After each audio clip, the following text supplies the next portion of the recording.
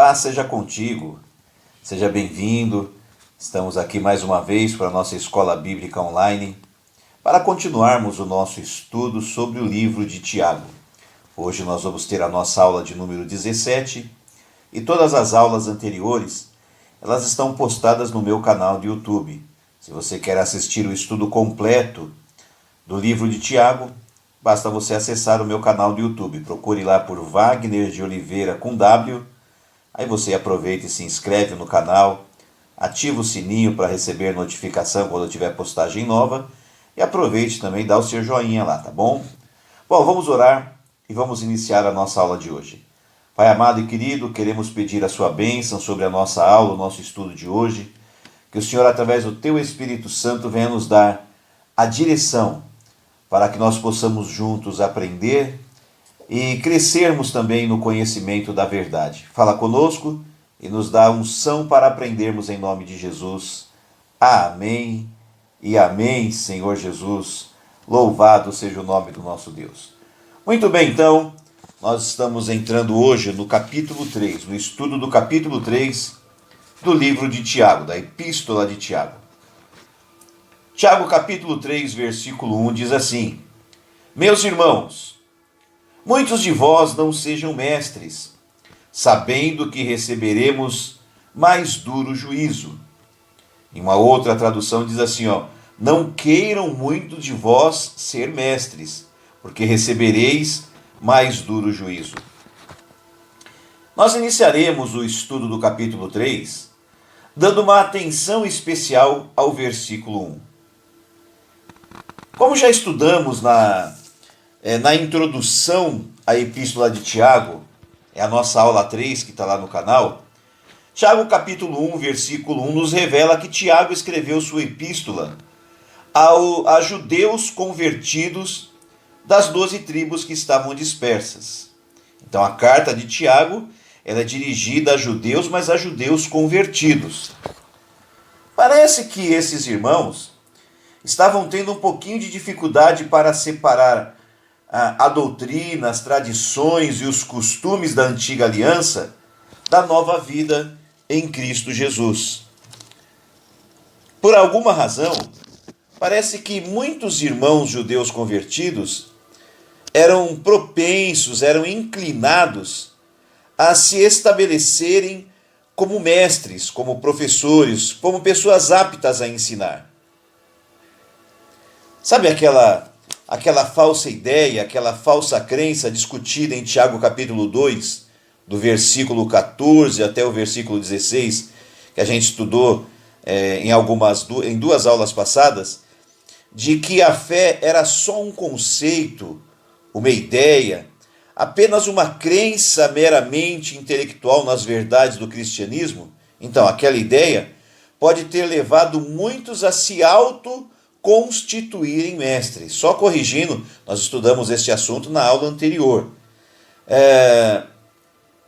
Bom, ainda que seja verdade que nos dias de hoje nós temos muitos pastores e líderes que nunca desejaram o pastoreio ou a liderança, mas foram chamados por Deus e atenderam o chamado, também é verdade que a glória do pastoreio, que a glória da liderança continua seduzindo muita gente sem chamado ao ministério ou à liderança. É fato que não dá para negar, tá bom? É um fato que não dá para negar que um pastor, um bispo, um apóstolo, um mestre, um presbítero, um missionário, um diácono, um professor de escola bíblica ou de um instituto bíblico, um membro do ministério de louvor, um líder de um departamento, um líder de célula, para citar alguns dentre outros, essas pessoas recebem honras e até glórias que outras pessoas não recebem. E tem muitas vezes privilégios que outras pessoas não têm. Isso é fato. A gente não pode negar, a gente não pode ser hipócrita. É fato que essas pessoas recebem honras e têm até alguns privilégios que outras pessoas não têm. Eu me lembro, quando meu filho Júnior era um pré-adolescente, E tirador de sarro, como ele ainda é até hoje, ele dizia assim: eu vou ser pastor que nem meu pai. Mas sabe por quê? É que muitas vezes eu levava ele comigo quando eu ia pregar fora. Algumas vezes eu ia pregar até em outras cidades, algumas vezes eu levava o meu filho comigo quando ele era pré-adolescente. Naturalmente, quando eu chegava nos lugares, me tratavam com respeito, com carinho, com honra. Quase sempre havia um lugar separado para estacionar meu carro, um lugar reservado para me assentar. As pessoas me recebiam com sorriso, me ofereciam água. Em alguns lugares, assim, ao término da mensagem, me entregavam um mimo.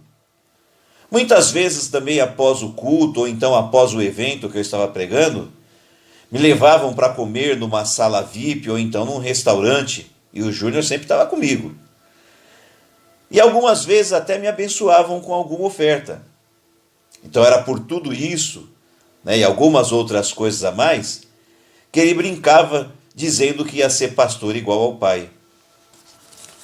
Então você sabe que, seduzido por honras, entre aspas, como estas e tantas outras, muitos desejam se tornar pastor, muitos desejam se tornar líder, ao ponto de se auto-intitularem. Para você ter ideia, alguns chegam ao ponto de subirem no monte e ungirem a si mesmos. E depois descem dizendo que são pastores, que são apóstolos, que são bispos, que são profetas, dizendo que receberam no monte uma revelação de Deus. Mas quando a gente faz essas coisas, quando a gente deseja tudo isso, muitas vezes as pessoas se esquecem que junto com a honra vem a responsabilidade. Quero repetir, junto com a honra vem a responsabilidade. Se um pastor, se um líder tem mais honra do que as outras pessoas, ele tem ao mesmo tempo mais responsabilidades do que as outras pessoas. Por exemplo, se dedicar diariamente ao preparo para o exercício do seu ministério, estar disposto a aguentar o que os outros não aguentam, a suportar os que os outros não suportam, estar pronto para fazer o que os outros não querem fazer, estar disposto a ser mais cobrado do que os outros. Um pastor, um líder, ele tem que também estar disposto a sofrer com a ingratidão, com a injustiça, e ainda não perder o amor, nem a fé e nem a alegria. Estar disposto ou preparado para ser abandonado e não desistir. Saber que em alguns momentos vai ter que chorar sozinho. Vai ter que chorar sozinho, pois todos querem o ombro do pastor, o ombro do líder para chorar, mas poucos estão dispostos a oferecer o seu ombro para que um pastor, para que um líder possa chorar sem perder o respeito por ele. Se meu filho viu aquelas muitas coisas legais, ele também me viu muitas vezes sendo o último a sair da igreja após um evento num sábado, algumas vezes com uns poucos irmãos, outras vezes só com a minha esposa, limpando e arrumando a igreja até altas horas da madrugada, para que no domingo de manhã tudo estivesse pronto para a escola dominical. E após dormir apenas um pouquinho, acordar e já ir com um sorriso no rosto, com alegria, para dar aula na escola bíblica.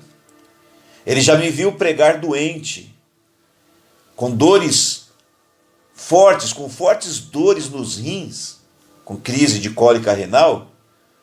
Eu ficar deitado lá pegar um colchão do berçário das crianças, pôr no chão e ficar deitado enquanto o louvor acontecia, e depois ir até o púlpito para pregar, colocar um sorriso no rosto, sem ninguém saber que eu estava com dor, porque pastores auxiliares não se dispunham a pregar sem ter sido avisados com antecedência.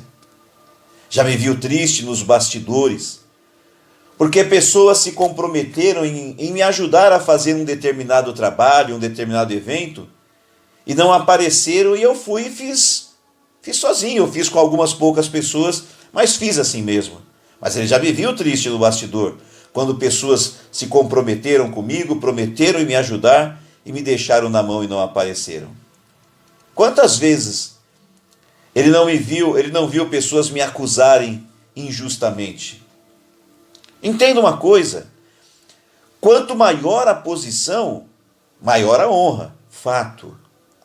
Mas junto com a honra vem a responsabilidade.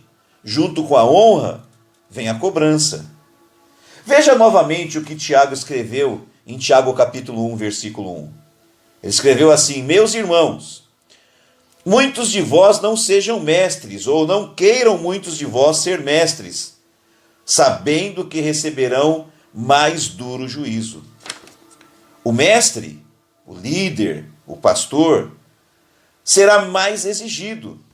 O mestre, o líder, o pastor será mais cobrado.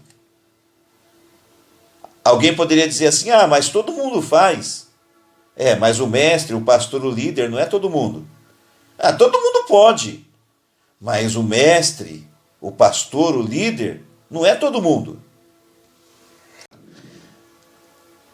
É importante também dizer que há um consenso entre teólogos e estudiosos da palavra que este maior juízo não será apenas aqui na terra, mas este maior juízo será também no céu. O líder, o pastor, o mestre, ele terá um juízo muito mais duro, não só aqui na terra, mas ele vai ser julgado de uma forma mais dura também lá no céu. É muito provável que o juízo, neste caso aqui, não se refira à separação eterna de Deus, à condenação ao inferno. Não, de maneira nenhuma. Pelo contrário, ele sugere um julgamento minucioso de mestres, pastores e líderes diante de Cristo.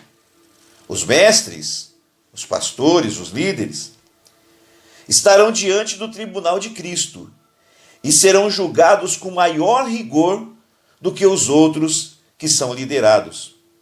Sua maior influência traz consigo maior responsabilidade. Esse juízo será estabelecido no tribunal de Cristo. Observe que Tiago se posiciona como mestre. Ele não nega, ele não se isenta. Ele se coloca entre aqueles que são mestres. E o Tiago, certamente, ele tinha certeza da sua salvação. E ele se inclui entre aqueles que receberão o maior juízo. O juízo do trono branco, diferente do tribunal de Cristo, ele não é destinado à igreja, aos salvos em Cristo, mas apenas aos ímpios. Veja esses textos que eu vou ler com você. Mateus capítulo 5, versículo 19 diz assim: qualquer, pois, que violar um destes menores mandamentos e assim ensinar aos homens, então veja que está falando de mestre, de pastores, de líderes. Qualquer, pois, que violar um destes menores mandamentos e assim ensinar aos homens, será chamado menor no reino dos céus. Aquele, porém, que os cumprir e ensinar, será chamado grande no reino dos céus. Então ambos salvos, ambos nos céus, mas passaram por um juízo, e um foi considerado menor e o outro maior. Receberá mais duro juízo, diz a palavra. Romanos 14, versículo 10 ao 12 diz assim: mas tu, por que julgas teu irmão? Ou tu também, por que desprezas teu irmão? Pois todos havemos de comparecer ante o tribunal de Cristo. Porque está escrito: pela minha vida, diz o Senhor, todo joelho se dobrará diante de mim, e toda língua confessará a Deus, de maneira que cada um de nós dará conta de si mesmo a Deus.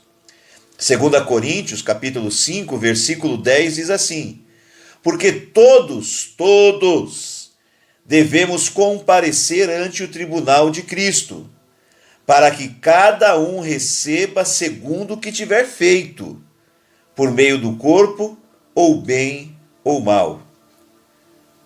Se você tem o privilégio de ter sido chamado por Deus para o pastoreio, o privilégio de ter sido chamado, escolhido por Deus para a liderança, respeite a unção que Deus te deu. Respeite a unção que Deus te deu. Valorize o seu chamado. Não tire a mão do arado, por favor. Não tire a mão do arado, não olhe para trás. Não desista. Leve muito a sério o seu ministério, pois nós vamos ter que prestar contas do nosso ministério diante de Deus. Mas, se você deseja o ministério, se você deseja a liderança, por causa das honras e das glórias, cuidado, você está indo pelo caminho errado. Vamos falar com Deus. Pai querido e poderoso, nós queremos te agradecer pela aula de hoje. E quero pedir que o Senhor, através do Espírito Santo, venha falar nos nossos corações.